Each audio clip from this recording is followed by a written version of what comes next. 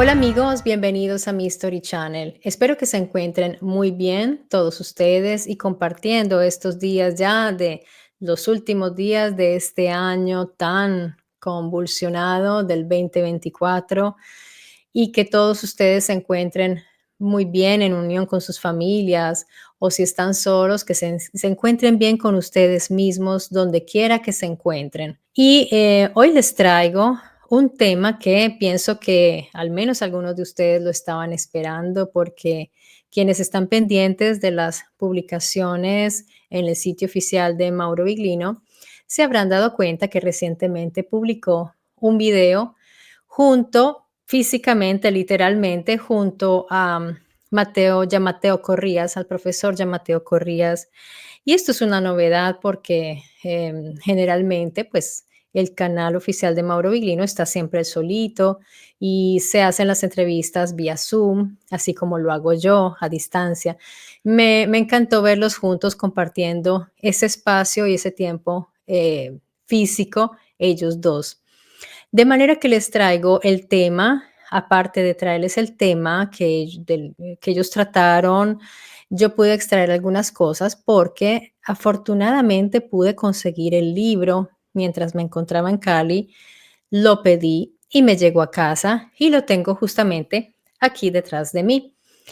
La autora es la teóloga Francesca Stavrakopoulou y por estos días Mauro Viglino y Mateo Corrías nos están trayendo muchísimas reflexiones y muchísima información e investigaciones que ella ha realizado. Hoy en particular les traigo yo algo de lo que ellos hablaron en ese video, pero también algunas cosas que yo misma extraje del libro. Y quiero compartirles unas palabras escritas por la misma Stavrakopoulou que dicen así, abro comillas: el Dios real de la Biblia era una antigua deidad levantina. Hago la aclaración que levantina se refiere a de origen de un lugar, una región histórica llamada el Levante. Es una región geográfica del Mediterráneo oriental que abarca principalmente las tierras costeras del este del Mediterráneo. Ella dice, el Dios real de la Biblia era una antigua deidad levantina, cuyos pasos hacían temblar la tierra, cuya voz retumbaba en los cielos y cuya belleza y luminosidad cegaban a sus adoradores. Esta deidad había modelado seres humanos con forma de dioses a partir de arcilla y les insuflaba vida por las fosas nasales.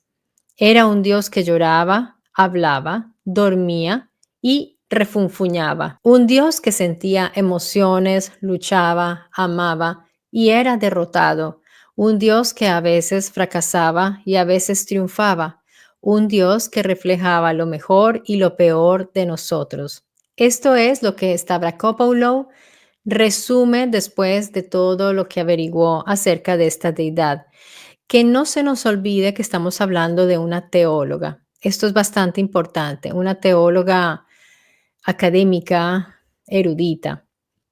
Entonces, ella dice que es un Dios hecho a nuestra imagen y semejanza. Debo decirles que cuando a mí me pasó lo mismo que le pasó al profesor Biglino y Mateo Corrías cuando empezaron a leer el libro, porque cuando creo que nos sucedió exactamente lo mismo cuando vimos el título, La anatomía de Dios, pues inmediatamente pensamos en una imagen metafórica, porque generalmente es así. De hecho, yo ya he visto otras exégesis, porque hay otros estudiosos que han hecho exégesis al estudio de ese nombre y de ese personaje llamado Yahvé y todo el desarrollo y la evolución de ese nombre, el origen y todo. Y han llamado así más o menos ese estudio, pero de una manera metafórica. Entonces, cuando uno comienza a leer el libro y se da cuenta que no es metafórico, más es literal, pues es una sorpresa bastante grande, sobre todo tratándose de una teóloga, porque ya bien sabemos cuál es la visión de los teólogos. Ahora bien, esto quiere decir que puede ser que ya se está abriendo una puerta a un pensamiento más abierto y libre, menos censurador y censurado, menos dogmático respecto a estos estudios. Y esto nos alegra muchísimo y hay que celebrarlo. Esa es mi opinión personal. De manera que ella realmente hace aquí una disección de el cuerpo del llamado Dios bíblico y no va a consultar fuentes extrabíblicas. Ella va directamente a los libros, a la Biblia. Pero ¿quién es Francesca Stavrakopoulou? Bueno, ella es docente de teología en Oxford y docente de Biblia hebrea y religión antigua en la Universidad de Exeter. Ha escrito varias obras académicas, además de haber presentado la serie de documentales de la BBC, The Bible Buried Secrets, y numerosas entrevistas televisivas en Gran Bretaña. Contribuye regularmente para The Guardian, The Mail on Sunday y el Times Literary Supplement. Anatomía de Dios es su primer libro, digamos, su primer libro traducido en italiano, no su primer libro, sino el primero que tradujo en italiano. Y esto es una muestra de lo que está ocurriendo en su carrera. Está expandiéndose al gran público.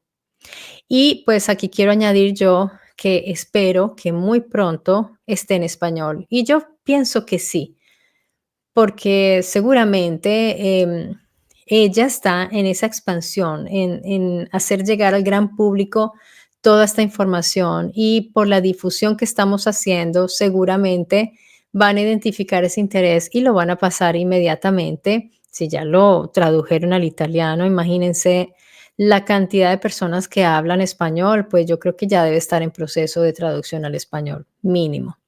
Esperemos que sí. Yo les recomiendo muchísimo adquirirlo, se los recomiendo muchísimo, independiente a que haya cosas con las cuales uno pueda o no estar de acuerdo. Es que lo valioso de este libro es la investigación en sí y además lo que ella aporta, porque es una persona muy lúcida, muy respetuosa de las narrativas, de las narraciones y es una excelente investigadora y va a las fuentes primarias de la información y a los lugares de interés. O sea que sí es muy válida y muy valiosa para nosotros, para nuestros estudios.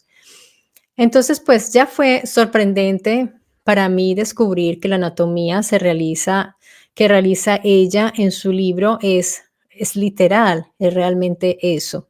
Entonces es bien interesante que un teólogo se interese por el cuerpo de Yahvé, el cuerpo físico, no metafórico, físico. Ella hace todo un recorrido por lo que es la parte del tronco, de la parte lumbar, de la espalda, de las manos y también de la manualidad. Ella pasa por lo que es la nariz física de Yahvé y también el olfato, todo eso tan sensorial de lo cual nos habla la misma Biblia, porque hay muchísimas menciones sobre la nariz de Yahvé. Yo aquí en el canal les he podido dar algunas puntaditas al respecto de cuando, por ejemplo, por traerles algo que me viene a la memoria ahora, cuando Yahvé se enojaba, que dice que se calienta la nariz de Yahvé, su parte delantera, es una manera de decir que delante de él había algo que se le subía la temperatura, por llamarlo de alguna manera, y podía tratarse de un arma también. O cuando Yahvé huele, olfatea sus famosos saumerios, esas vaporizaciones alcohólicas y con todas esas sustancias que lo hacían tranquilizarse, por ejemplo. También está el paladar de Yahvé. Bueno, de esto no habla ella, pero sí habla mucho de la glotonería de Yahvé. Ella no lo llama comer, sino no el alimentarse de Yahvé, sino la glotonería. Entonces, esto ya trae una añadidura que es como esa manera de ella ver eso, como esa manera de atragantarse de Yahvé, como en esos banquetes tan exagerados. Eso ya muestra un poco, digamos, de fastidio hacia ese comportamiento como tan salvaje, porque es casi, es como agreste, Yahvé. A mí me da esa impresión de ser un personaje muy agreste, aunque a veces muestra otras características. O sea, no lo podemos encasillar en una sola, eh, como en una sola figura, porque tiene muchísimas características, pero siendo un militar no era precisamente una flor de lirio, ¿no? Era una persona un poco de modales, y también pensemos en esa época, y, y siendo un guerrero él mismo, pues no era la delicadeza. Yahvé, precisamente, habla del rostro de Yahvé. Y cuando llega eso del rostro de Yahvé, ella nos muestra en su libro una ilustración de un rostro, todo pixelado, como borroso, y es interesante porque es el rostro que resultó de un experimento que realizaron en Estados Unidos con un grupo de personas cristianas. Así que se dieron cuenta que el resultado era un rostro prácticamente con las facciones de una persona del lugar, que tenía mucha conexión con ellos, tenía mucho que ver con ellos. Entonces ella dice que es un estudio interesante, antropológico, porque prácticamente los seres humanos imaginan a su Dios como ellos, igual, semejante. Y esto tiene mucha lógica, porque si ustedes se dan cuenta en las narraciones de los inicios de los primeros libros bíblicos, ahí podemos ver cómo se habla de la semejanza, que él, los, porque en realidad no es él, son los Elohim. Y lo bueno es que ella reconoce a los Elohim como un grupo de deidades. Así que estamos por buen camino, y pues esto le agradó muchísimo a Biglino porque se sintió bastante eh, tranquilo y contento de ver que ya un teólogo, en este caso una teóloga, está comenzando a percibir y a no tenerle miedo a llamar las cosas por el nombre. Así que ella reconoce en ese grupo varios Elohim cuando dicen hagamos. Entonces ella también habla de esa importancia, de esa orden, de esa palabra, y habla también acerca de eso, del crear mediante la palabra en voz alta y decir, hagamos al hombre. ¿Cómo? Ella dice, a nuestra imagen y semejanza. Recordemos también, yo tengo que hacerles muchas aclaraciones para no pasar por encima de todo lo que ya hemos visto en el canal, como son las traducciones. Recordemos que hay traducciones más exactas, como son también las Biblias interlineales, donde podemos ver que en realidad en algunas Biblias se aparece fielmente, no es a imagen y semejanza, en realidad es con el selem, que es lo que traducen con a imagen. Y en conclusión, si ustedes se reproducen o inseminan o van a producir a un ser humano biológicamente, tienen que usar el ADN. Y eso es lo que lleva a la semejanza. Entonces, esa es la herencia física. ¿Qué es lo que ella dice? Ella no dice esto, pero dice que los humanos, entonces, los dioses crean a sus humanos iguales a ellos. Entonces, miren esta doble correspondencia como un espejo, porque al principio ya dice, los hombres han creado a Dios a su imagen y semejanza. Y en las narraciones, cuando los autores nos hablan de cómo los dioses o los Elohim crearon a los hombres, cómo los hicieron, pues con su imagen y a semejanza. Entonces, miren, y cuando nos preguntan cómo es Dios, pues lo interpretamos parecido a nosotros. El rostro que les voy a poner aquí en imagen para que lo puedan ver ustedes también, pues es un rostro que si uno se encuentra por la calle, no le llama ni cinco la atención, es igual a cualquier persona. Es muy anónimo, se dan cuenta, ni siquiera es un rostro que inspire autoridad o que inspire santidad, que nos pueda inspirar una belleza increíble, ¿no? Me parece a mí un rostro muy humano, muy cercano a nosotros. Y en específico a esas personas que son de características caucásicas. Entonces, dense cuenta, si hubieran hecho ese experimento en otra región del mundo, seguramente hubiera venido pues con las facciones y con las características raciales de ese lugar. Nos vamos a dar cuenta que ni siquiera Mauro Biglino fue tan lejos como ella, porque a pesar de que Mauro Biglino nos ha hablado de esa característica física de Yahvé, ¿no? De ser un ser físico, él dice de carne y hueso, pues ahí se queda. Pero ella nos habla, como les decía, del rostro de Yahvé, de las manos, de su nariz y de sus pies, porque la Biblia habla muchísimo de los pies, que es algo que ella se extiende muchísimo en esa parte del cuerpo de Yahvé, porque ya verán por qué.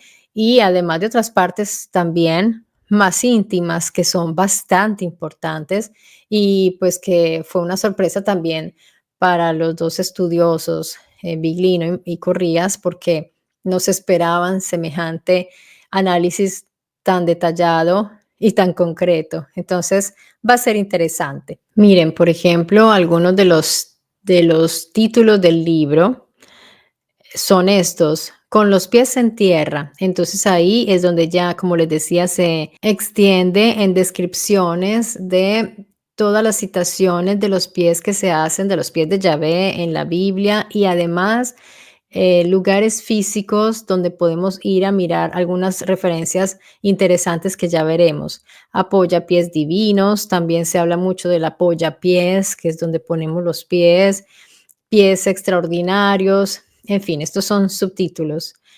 Además, también sobre los genitales de Yahvé, que es algo que, como les decía, ella se concentra bastante en ese punto que pues nadie se había atrevido a hacerlo y es interesante porque habla de ese exhibicionismo masculino, esa masculinidad fálica, también la inseminación, que, de la cual se habla también en los escritos bíblicos, la perfección del miembro viril, habla también, como les decía, del tórax de Yahvé, los brazos, las manos, el estómago, el rostro, el perfil, el olfato y la nariz. Y algo importante que nos hace notar Mateo Corrías es que a pesar de esa expudorada y literal exposición que ella realiza acerca de Yahvé, ella lo ofrece al lector como el resultado de lo que caracterizaba la mentalidad del hombre de aquella época. O sea, para ella es más un análisis antropológico. Ella lo ve más como un fenómeno humano. Entonces es bueno tener claridad sobre la manera en que Francesca Stavrakopoulou ve a este personaje Yahvé, lo ve como un producto más humano que cualquier otra cosa. Entonces ella dice que es un Dios que reflejaba lo mejor y lo peor de nosotros, un Dios hecho a nuestra imagen y semejanza. Aquí Mateo Corrías interviene y nos pone a todos como los pies en la tierra, porque pues cuando uno lee el libro se entusiasma muchísimo, pero en realidad él dice, es pues su manera de exponerlo es como el clásico paradigma racionalizante. También tengamos en cuenta que es interesante que ella lo muestre como un individuo físico, como nosotros, al nivel humano, ya que recordemos que fue precisamente la teología a espiritualizar a Yahvé como un modo de explicar cosas que eran como irreconciliables, porque si nosotros queremos poner en este sujeto Yahvé a nuestro Dios, no podemos dejarlo así, no podemos mostrarlo al mundo de esa manera, como un guerrero, un militar que va a la cama con mujeres, que manda asesinar mujeres y niños y ancianos, que roba, que hace cosas tremendas y que come y que es glotón. Así que hay que todo metaforizarlo, hay que espiritualizarlo para que pueda ser visto como Dios. Y además, pónganse ustedes en la piel de los hebreos de la época, por ejemplo, cuando estaban en el exilio en Babilonia, pues que veían que las promesas de Yahvé no se estaban cumpliendo en ese momento. fue muy dramático y seguramente los sabios, los exégetas, los escritores de ese momento tenían que postergar esas famosas profecías, tenían que, esas promesas las tenían que volver profecías futuras. Así que siempre se empezó como a posponer el cumplimiento de tales profecías y ahí nacen las famosas profecías que aún hoy se deben cumplir. Así que vemos ese proceso desde ese momento del exilio, aunque yo aquí también les he hablado en el canal que desde mucho antes ya se estaba filtrando un pensamiento filosófico, espiritualístico de otras regiones también cercanas, otras filosofías distintas ya se estaban infiltrando en el pensamiento hebreo, pero fue muy fuerte ese exilio en Babilonia y ahí se empieza a escribir y a prácticamente ya a espiritualizar la Biblia y empieza a filtrarse al pensamiento concreto semítico, el pensamiento helenístico después.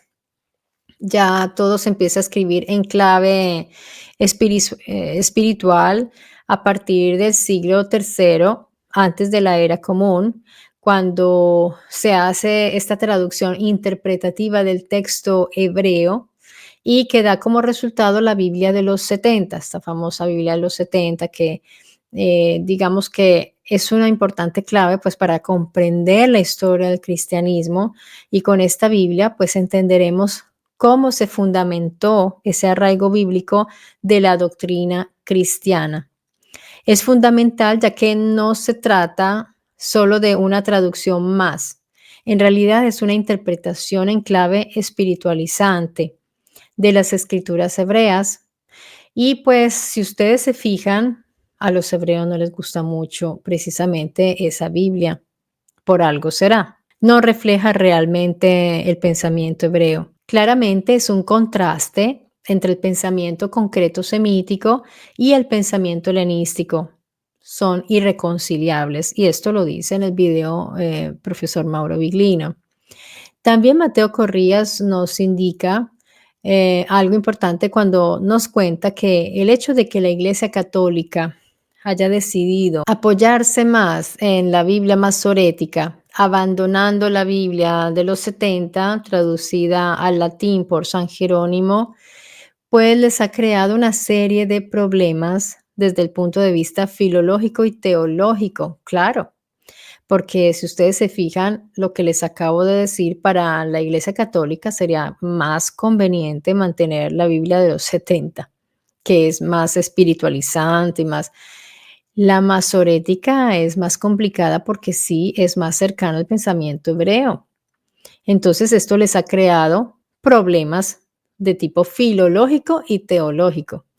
Y uno muy grave, por ejemplo, para darles un ejemplo de tantos, es la supuesta profecía de Isaías, donde habla de la Virgen, la supuesta Virgen que dará a luz y que concebirá, porque en la Biblia masorética esto no está. Y eso es algo que ha expuesto bastante Mauro Viglino cuando daba sus conferencias, él lo explica muy bien, yo aquí he traducido una de esas conferencias donde se explica muy bien y he hecho otros videos basándome en esa información acerca de cómo hacen estas maromas para poder cambiar términos y cosas para que sea una virgen en vez de una joven. En fin, cambian los términos y ustedes saben que con dos puntitos o un cambio de cualquier cosa en esas letras, en esos caracteres hebreos, pues se cambia el sentido. Es muy fácil. Así que pues allí hay cosas también que se han hecho. Ante estas intrincadas y forzadas elaboraciones teológicas, pues Biglino insiste en que es como si ellos mismos ignoraran el texto. O sea, el texto está ahí, pero ellos continúan a predicar lo mismo, que la Virgen era virgen y concebió sin pecado y todas estas cosas. Continúan a ignorar el texto que está ahí, que es el texto sobre el cual se están basando, que es el masorético. Entonces, Francesca Stavrakopoulos nos ofrece una reflexión importante y valiosa. Ella plantea que en qué medida la Biblia puede ser utilizada como fuente histórica.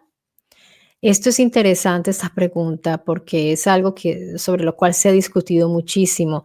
Y ella nos cuenta, nos dice que hay dos posiciones extremas. Entonces, está por un lado los que dicen que la Biblia es una fuente absolutamente verdadera, que es absolutamente confiable, irrefutable, porque ha sido inspirada por Dios. Y la otra dice que absolutamente no puedes tener, no es válida, que no se puede tener en cuenta como una fuente histórica. Y Stavrakopoulos nos da una posición más equilibrada. Ella dice que sí puede ser es una fuente histórica.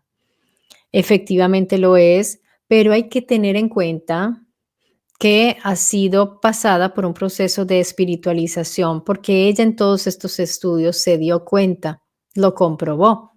Entonces, ella dice que hay que tomarlo con pinzas y hay que saber cómo quitar esos velos de espiritualización de la Biblia para poder encontrar la historia. Y eso es lo que Mauro Viglino está diciendo hace más de 10 años. Y lo que yo últimamente también les estoy comunicando porque encuentro que es así. De hecho, Stavrakopoulos, ella subraya el hecho de que en los primeros siglos de nuestra era los pensamientos eruditos platónicos comenzaron a influenciar a los intelectuales y pensadores hebreos y cristianos, algo que yo también les he estado diciendo desde hace un buen tiempo acá en el canal. Y así comienza a crecer la idea de una divinidad siempre más incorpórea e inmaterial. Poco a poco se fue abandonando el pensamiento hebreo original en el cual los Elohim son presentados en modo antropomorfo y por lo tanto dotados de un cuerpo, tal como los otros dioses de las otras culturas, antropomorfos con cuerpo. La autora comienza a describir cómo el Dios del cielo pasó muchos días dando vida a cosas maravillosas por medio de su voz, como yo les he venido también trayendo reflexiones al respecto. Se detiene en el Génesis para decir con total naturalidad que los estudiosos deben estar de acuerdo con el hecho de que el Creador está dirigiéndose a otros dioses menores. Claramente al decir hagamos en plural, como les dije al principio del video. También se detiene ante el detalle de que los hacen semejantes a ellos, o sea que los dioses hacen semejantes a los humanos, semejantes a ellos, con su imagen y a semejanza. Bueno, aquí volvemos a lo de con su imagen, yo diría con su ADN, con su Tselem, con esa información genética, por lo tanto, a su semejanza. Stavrakopoulos nos antepone ante la naturaleza física de todos estos seres, dioses y hombres que se asemejan. De hecho, recordemos que para los sumerios era normalísimo convivir con los dioses. Ellos vivían y negociaban y se enamoraban con dioses con humanos y viceversa. Ellos convivían con total naturalidad y esto lo dicen los sumerólogos oficiales. Obviamente, ellos pues pensando en que es mitológico, ¿no?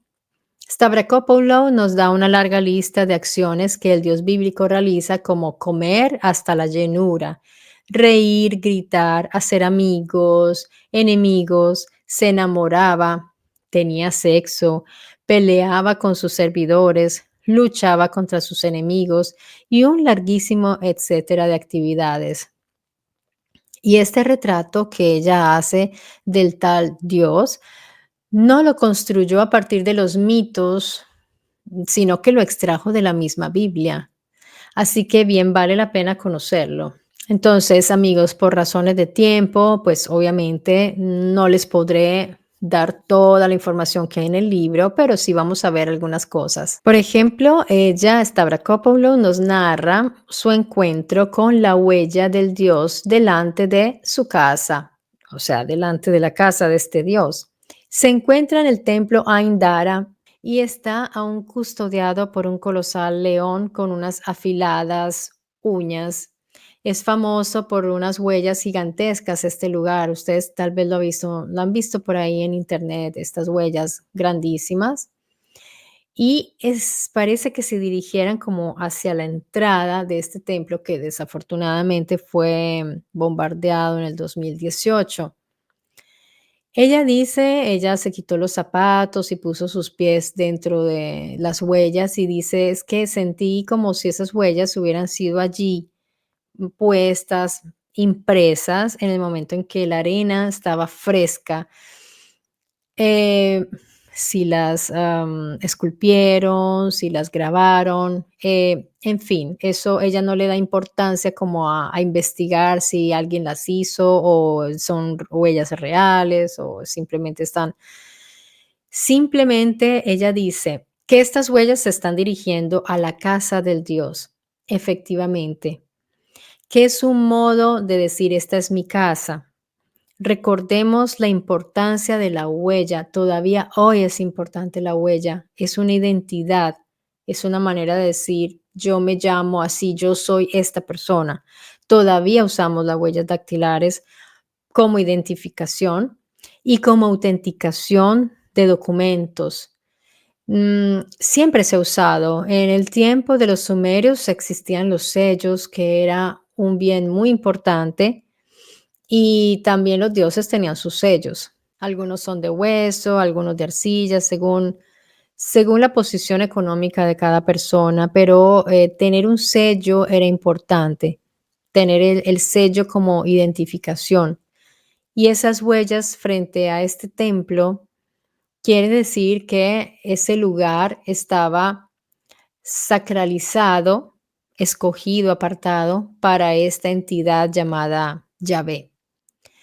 En realidad se dice que era el templo de Baal, en fin, sabemos también ese recorrido que ha hecho el nombre Yahvé, en el cual algunos dicen que era el mismo Baal. En este momento no vamos a hacer ese análisis, pero no deja de ser interesante que esté en ese lugar geográfico también.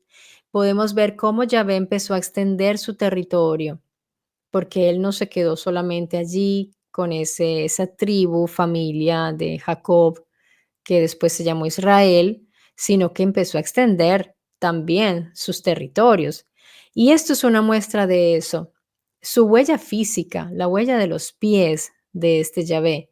Y esas huellas y esos pies y esas pisadas las vemos muchísimo en muchos textos bíblicos donde se habla de las pisadas de Yahvé desde los inicios. Yo me acuerdo cuando estaban, según el Génesis que nos narran, estaban Adán y Eva en el Gan Eden y escuchan los pasos de Yahvé que caminaba por el jardín. Entonces miren que ya se habla de pasos, se habla de pasos. Por ejemplo, si vemos aquí, vemos en el Deuteronomio, Yahvé promete la tierra de Canaán a su pueblo, el pueblo que él tutela, y les dice que cada lugar que ellos pisaran, que le pisara la planta de sus pies, sería para ellos. Entonces miren la importancia para este Dios, ya sabemos Dios en qué sentido, de la pisada, de la huella. Y sobre la fisicalidad de Yahvé, hay historias interesantes, como cuando él se unía a su pueblo en las batallas, batallas que a veces perdía, porque no siempre ganaba. Entonces, miren, estas huellas tan interesantes allí, que podrían ser la prueba física de la presencia de un Dios que participaba activamente en la vida social del lugar. Huellas que pertenecían a un cuerpo entero, o sea, eran como una evocación de un cuerpo. La huella es eso, es la evocación de un cuerpo. Es tal como sucedería si un astronauta entre nosotros viajara hasta Marte y dejara su huella ahí. Quizás dejaría solo un pie, no los dos pies, pero esa huella significa yo estuve aquí. Es muy importante también para nosotros todavía la huella. Y miren, asimismo en Betel, recordemos Betel, la casa de un él, y Jerusalén fueron lugares que se atribuyeron, se ufanaron de haber tenido la presencia física de Yahvé. Por ejemplo, en Betel se decía que era una posición privilegiada donde Dios se puso de pie. Eso se dice en la Biblia. Y Jerusalén respondía declarándose la localidad donde Dios había decidido hacer reposar sus pies para siempre. Miren que por miles de años, desde el inicio del tercer milenio, antes de nuestra era común, hasta la era romana, las conquistas de territorios por parte de un rey se publicaban cuando querían publicar que el rey vencedor, lo publicaban así, decían, aquel que es capaz de posar su pie o de quitarse las sandalias. También las sandalias juegan un rol importante y las sandalias que son como una extensión de nuestros pies. Se habla mucho de las sandalias, hay muchos dichos en la Biblia, las sandalias. De hecho, por ahí en un museo hay unas sandalias del faraón Tutankamón que son bellísimas y tienen grabados en las plantillas, en la parte interior de la sandalia, o sea, justamente donde van los pies del semidios, porque eran semidioses, estos faraones, y justo debajo de sus pies iban los grabados de los esclavos capturados en batalla, o sea, los prisioneros de guerra. Entonces, ¿qué quiere decir? Que el semidios, el faraón, está pisando a sus enemigos. Y muchas veces en la Biblia se repite esto de poner, de pisar a sus enemigos también Yahvé. Habrá muchos pasajes bíblicos donde se habla de que pisa a sus enemigos, que la tierra es como el taburete de sus pies, donde reposan sus pies. Ahí se nos van viniendo a la mente como todas estas citaciones de los pies de Yahvé. De verdad que yo no había pensado en eso y sí se habla muchísimo de los pies de Yahvé. Y es curioso en un libro donde se supone que Yahvé es un espíritu y que es un Dios omnipotente y que no puede tener ni pies, ni nariz, ni estómago, ni muchas otras cosas impensables para un Dios todopoderoso y espiritual. Miren, hay una historia interesante que ella nos comparte en su libro y es una de las narraciones bíblicas como más intensas respecto a esos intentos de usurpación al templo de Yahvé. Recordemos que pues hubo estas rencillas y batallas con los filisteos y los filisteos tenían a su Dagón. Ellos lo escriben distinto en la Biblia, cambia una sílaba, pero es el mismo Dagón. Y resulta que cuando estaban batallando, pues los israelitas pedían a Yahvé que los acompañara en batalla y Yahvé llegó con sus ejércitos y entonces los israelitas estaban como inyectados de energía, se sentían fuertes con Yahvé en la batalla, pero perdieron. Y porque llegó Dagón a darle apoyo a los filisteos. Entonces se ve que fueron más fuertes ellos y se robaron nada menos que el arca del pacto, que también en algunos pasajes se habla que Yahvé ponía sus pies sobre el arca, él se posaba sobre el arca, se sentaba sobre el arca. O sea, es muy característico esto de hablar del cuerpo de Yahvé sobre algo suyo, muy suyo, que era el arca, que en algunas ocasiones parece casi que un lugar donde él se posaba, pero en otras era un objeto de comunicación y en otras era un arma. Podía ser todo, pero parecía un objeto inseparable, era como muy ligado a Yahvé, al mismo Yahvé. Y de hecho se comunicaban los sacerdotes a través de este objeto con Yahvé. Pues bien, los filisteos lo roban, este objeto tan importante, y se lo llevan al templo de Dagón y lo ponen junto a la estatua de Dagón. Así que pues para los israelitas esto debió haber sido muy humillante y para Yahvé pues ni se diga. Pues resulta que los filisteos fueron a darle vueltica al arca porque ellos sabían lo importante que era y encontraron la estatua caída y dijeron: "¿Qué fue esto?", pero la levantaron, la volvieron a poner en su sitio. Al otro día encontraron la estatua no solo caída, porque al inicio se había caído, pero no solo se había caído, se me olvidó decirles, se cayó como si estuviera hincándose en honor al arca, ante el arca. Entonces, alguien la tumbó y estaba como si estuviera adorando el arca, como inclinándose en, en devoción al arca. Y al otro día, cuando fueron los soldados, o sea, toda la noche ahí, quién sabe qué pasó, porque cuando ellos llegan encuentran una escena terrible para ellos. Ven la estatua de Dagón totalmente decapitada, sin brazos, estaba el tronco y la cabeza, las manos se las habían llevado. Entonces, para ellos fue un shock.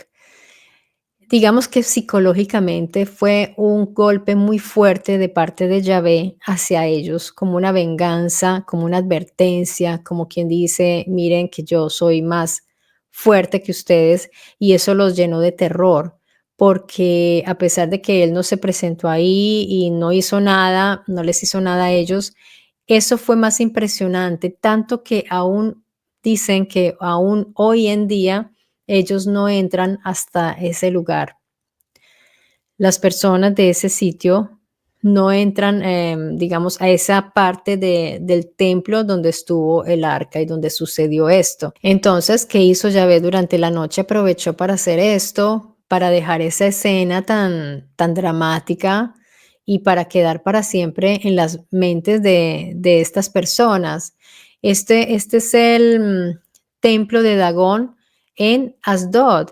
Y aquí dice que todos los que entran en el templo de Dagón no pisan el umbral de Dagón desde ese día hasta hoy. Por ejemplo, si ustedes ven aquí en Isaías 66:1, que dice, así dice el Señor, el cielo es mi trono, lo que les hablaba, el cielo es mi trono y la tierra el estrado de mis pies.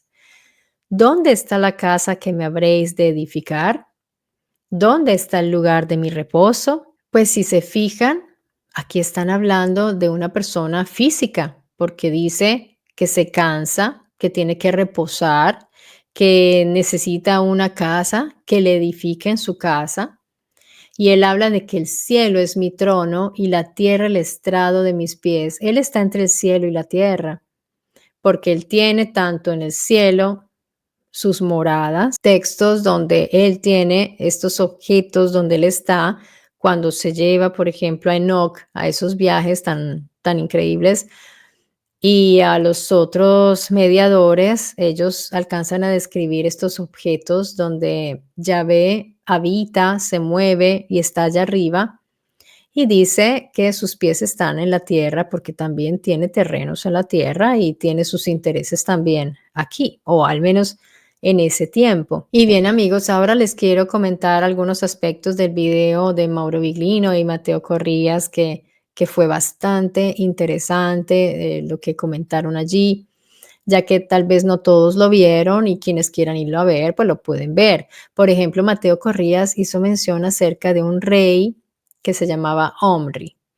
Este rey que en la Biblia es presentado casi como un rey menor, una figura casi marginal. En cambio, miren que en la estela de Meshá o Moabita, donde ahí descubrimos que no era un rey así marginal o menor como pretende la Biblia. En realidad fue un gran rey y tuvo muchas victorias. Entonces Corrías nos señala que esto es un ejemplo tangible de que en realidad la Biblia nos narra su historia, su punto de vista de los hechos, lo que quieren que leamos o pensemos o veamos.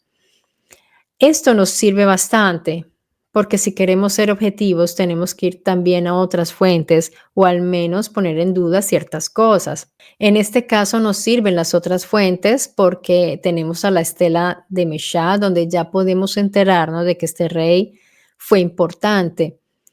Pues a Yahvé no le gustaba mucho, porque no era un rey que obedeciera sus leyes, no le gustaba. Así que entonces los autores de la Biblia no lo van a enaltecer y no lo van a nombrar mucho y lo van a ignorar. De manera que ya entendemos por qué este rey Omri en la Biblia tiene poca importancia, pero no en la historia. Entonces fíjense bien que como fuente histórica sí es válida porque lo nombran. Entonces al menos sabemos que existió. y efectivamente existió, porque vamos a ver otras fuentes y ahí está. Lo que no corresponde a la historia real es la manera en que lo están reflejando, porque ya tiene un filtro y le quieren dar poca importancia, ahí sí tenemos que entender entonces, pues, cuál es el problema. Así que con la Biblia, con pinzas en todas estas cosas. Una cosa muy, muy interesante del video de Biglino y Corrías es que ellos hacen referencia a que Stavrakopoulos, la teóloga de la que estamos hablando, coloca a Yahvé en el contexto del panteón divino de los Elohim en el Levante. Entonces ya les había dicho que ella lo reconoce como parte de este grupo llamado los Elohim. Bueno, nosotros ya sabemos que ese concepto de divinidad está discutido, ha sido, bueno, ya aquí en el canal también les he hablado de la divinidad, no en sentido teológico, pero lo continuarán tanto ellos como yo, lo continuaremos a usar para no estar haciendo siempre paréntesis y haciendo aclaraciones y para simplemente como algo práctico. Entonces, continuaremos a llamarlas divinidades, pero ustedes y nosotros ya sabemos que no lo son en el sentido teológico y espiritual.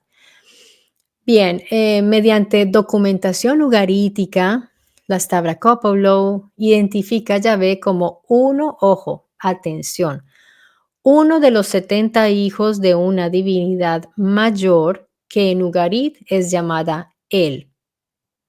Atención a esto. Y ese término lo encontramos también en la Biblia. Aquí hay una discusión interesante, queridos amigos, y ustedes, algunos de ustedes ya lo están pensando. Y es que a veces hemos visto él, sí, pues generalmente, que él es el singular de Elohim. Por eso la casa de él es Betel, el Shaddai. Siempre que va este él, bueno, no siempre significa eso, pero depende cómo se ubica en la palabra, significa un él. Pero, en fin, en este momento, pues, no vamos a discutir eso. Estamos viendo la investigación de Stavrakopoulos. Entonces, para poder continuar avanzando, no nos vamos a detener en esto, pero ahí lo dejamos pendiente, esa discusión, claro que sí. Yahvé sería el hijo, uno de esos 70 hijos de él, y su compañera Atirat. O sea que, ojo, esta Atirat, que en los textos semíticos meridionales es la misma Asherah. Entonces, Asherah era la mujer o la esposa, compañera de él, de ese Dios mayor, de esa divinidad, de ese sujeto llamado él, padre de estos 70, de estas 70 divinidades, dentro de las cuales está Yahvé. Hasta ahí vamos, ¿no?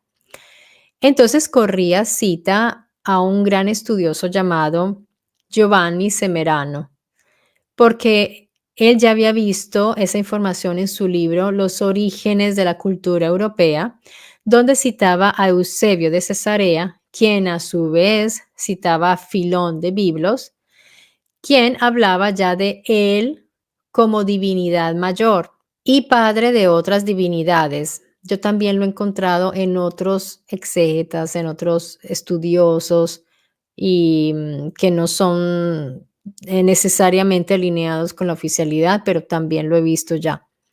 Así que desde Filón podemos ver que Yahvé era uno de los hijos de él, según los estudios de esta teóloga.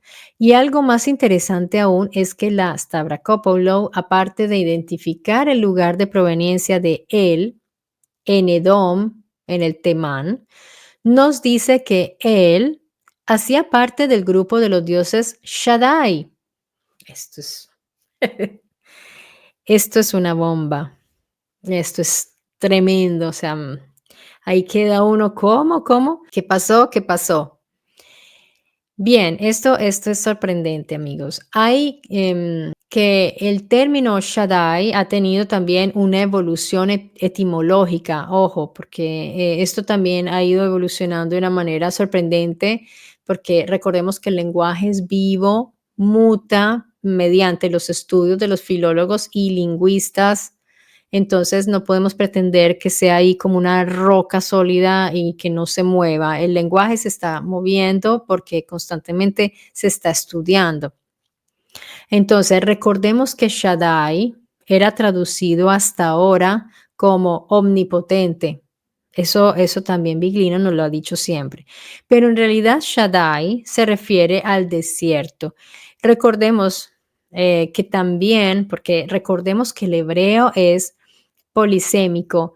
Entonces yo les había dicho Shaddai, el de la montaña, el del desierto, de la estepa, y más que todo de la montaña. El Shaddai era más que todo el de la montaña, que tiene mucha conexión con los lugares donde se movía Yahvé muchísimo y otros como los mismos Anunnaki también, que estaban ahí, los Dingir, siempre en las montañas. Pero mantengámonos en la línea de investigación de la teóloga, que no excluye absolutamente esto.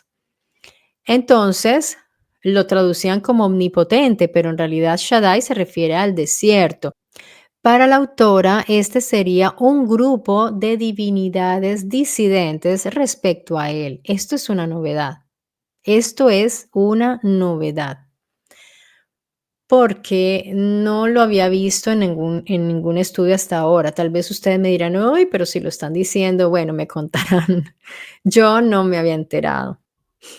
Entonces, para Stavrakopoulos, Shaddai era un grupo de divinidades disidentes que se rebelaban contra él, o sea, contra su padre, porque él viene siendo entonces aquí el correspondiente de Anu, que era el padre de los Anunnaki. Pues aquí estamos viendo, él era el padre de esas 70 divinidades semíticas.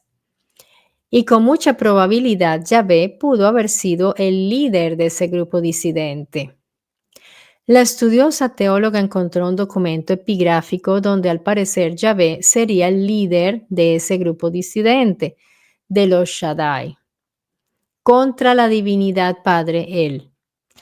Y un modo para destronar a este Él era casándose con Asherah. Imagínense, porque Asherah le daría estatus a quien se casara con ella. De manera que Yahvé se casó con Asherah. Y eso, dicen ellos, Corrías y Biglino, que eso fue un triunfo, fue una victoria para Yahvé, porque ahí ya en unión con Asherah, él quedaba como legitimado y empieza a tomarse a formar esa hegemonía de poder. Y eso explicaría el por qué después vemos a Yahvé como único y todas estas cosas. Pero en realidad no era solo él, eso ya lo sabemos. Pero el mismo Yahvé pudo encargarse de eso porque Yahvé empieza a cancelar. Recordemos que él era muy celoso.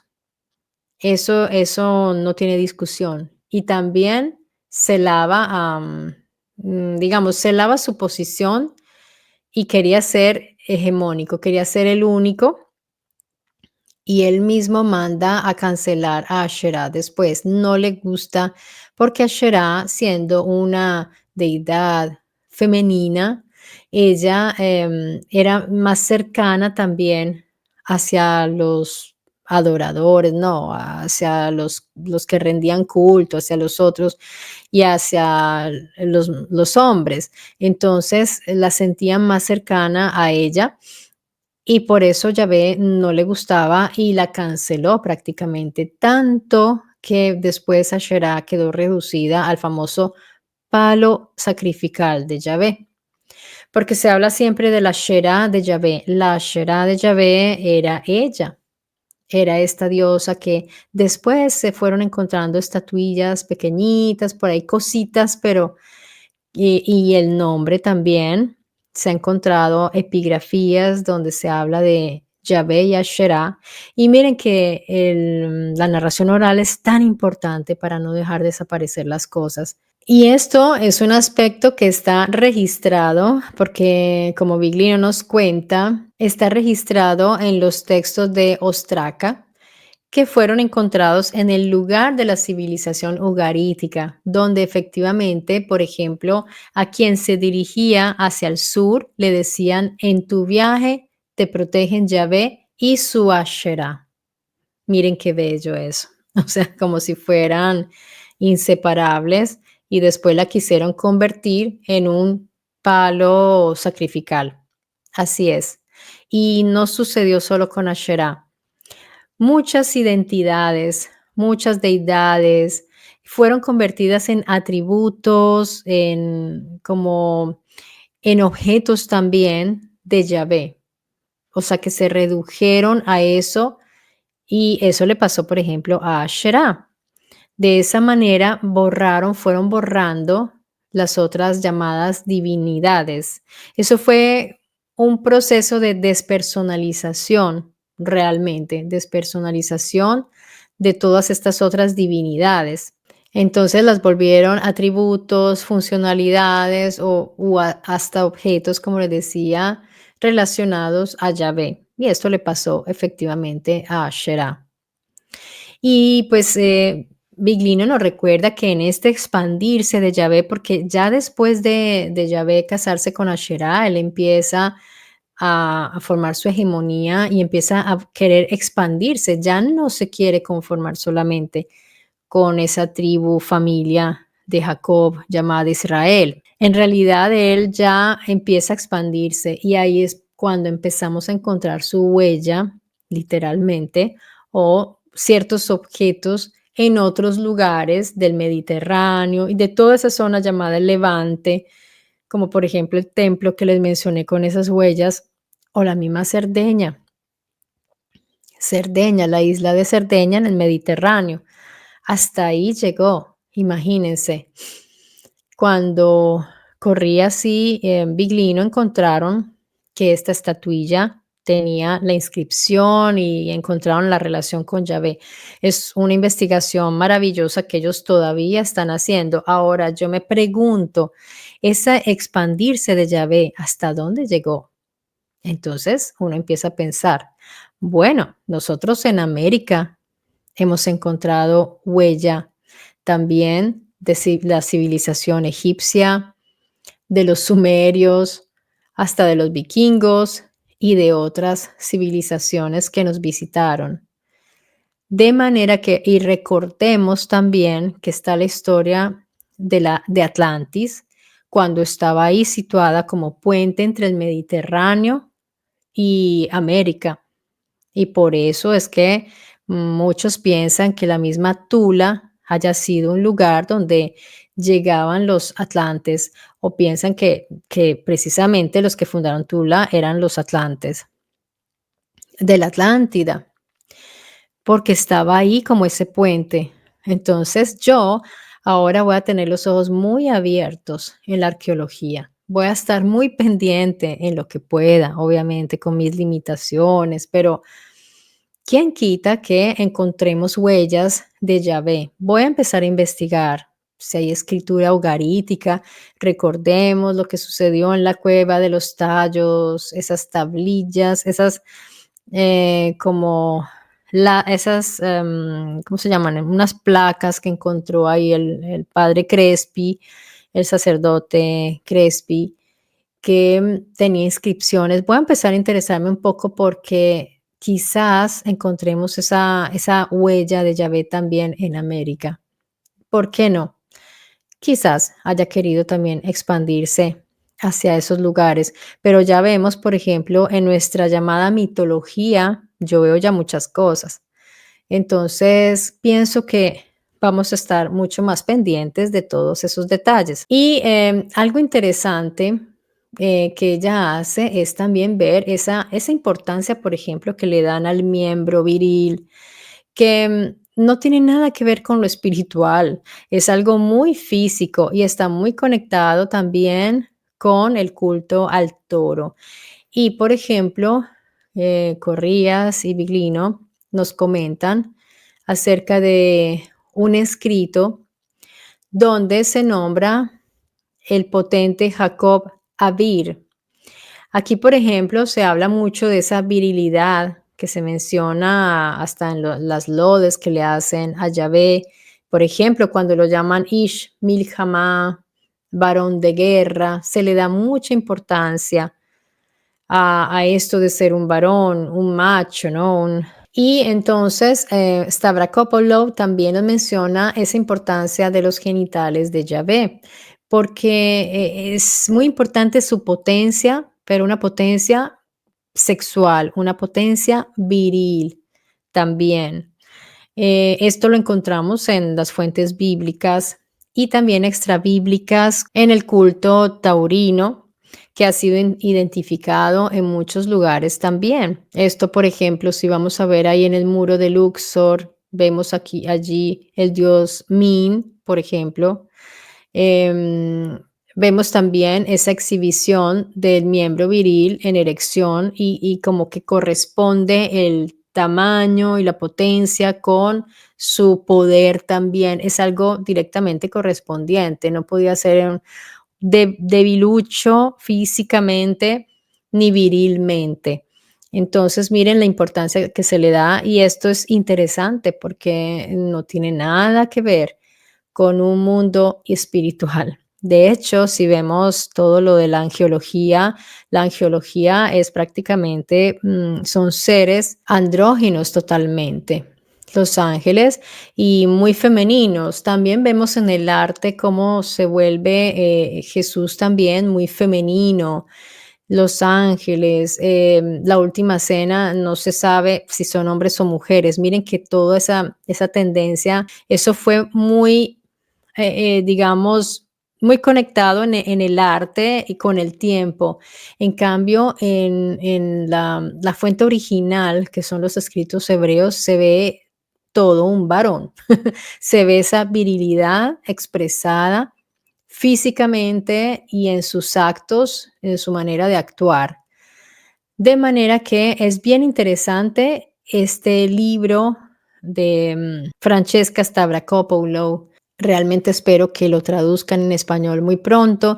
Yo estaré pendiente para ojalá podérselos anunciar y que ustedes lo puedan adquirir o ustedes también pueden estar mirando de vez en cuando a ver si lo encuentran antes que yo en español y me daría mucha alegría que lo pudieran adquirir. Bueno, amigos, no me queda más que decirles que por favor dejen su like, su me gusta si les agradó el contenido que les traje hoy para que me ayuden a que YouTube promueva el canal. Entonces, YouTube no nos está ayudando mucho a muchos canales, a muchos canales. Veo que pues no le interesa.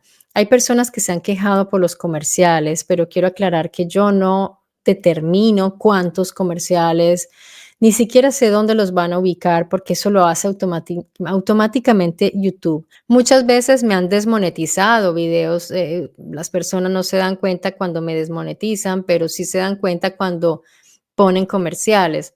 Y aunque me desmoneticen, ponen comerciales. Y a veces cuando me desmonetizan, ponen más comerciales. Es un abuso terrible. Hay gente que me dice, qué falta de respeto, no podemos ver el contenido, pero no, no soy yo. Eso no lo determino yo. Y si yo desmonetizo todos mis videos, ahí sí, pues peor, porque YouTube, el interés de la plataforma, ¿cuál es? Pues hacer dinero, entonces ellos tienen sus sponsors. Si hay un canal que no monetiza, imagínense cuánta promoción le van a hacer. Así que pues es un poco un perro que se muerde la cola para nosotros, es un poco difícil porque monetizar pues significa darles a ellos también la pauta que pongan sus pautas. Pero igual, como les digo, desmonetizar, igual lo pueden, ellos ponen sus comerciales. Entonces uno dice, bueno, al menos que me den un pequeño porcentaje, no está mal para recuperar un poco, porque yo invierto muchísimo en esto. Entonces, pues ojalá haya un poco de comprensión de parte de personas que se enojan por los comerciales que yo no pongo. En fin, amigos, por favor, entonces, sí les recomiendo mucho, no se olviden de compartir los videos, de dejar su me gusta. Yo sé que muchos de ustedes me apoyan muchísimo y quiero darle gracias a todos y especialmente a los miembros del canal que me están apoyando mucho dándome su confianza. Así que pues les mando yo un abrazo a todos. Aprecio muchísimo que vengan ya con ver los videos. Es bastante lo que están haciendo. Y bueno, vamos a ver, nos vemos muy pronto aquí en mi Story Channel con más investigaciones y veamos qué otras cosas les traigo. Hay mucho trabajo por hacer, tengo mucho trabajo acumulado porque hay más lecturas, hay cosas que les he prometido y no lo he hecho, entonces créanme que para mí es un compromiso. Y bueno, feliz año a todos, les mando un abrazo enorme y cuídense mucho.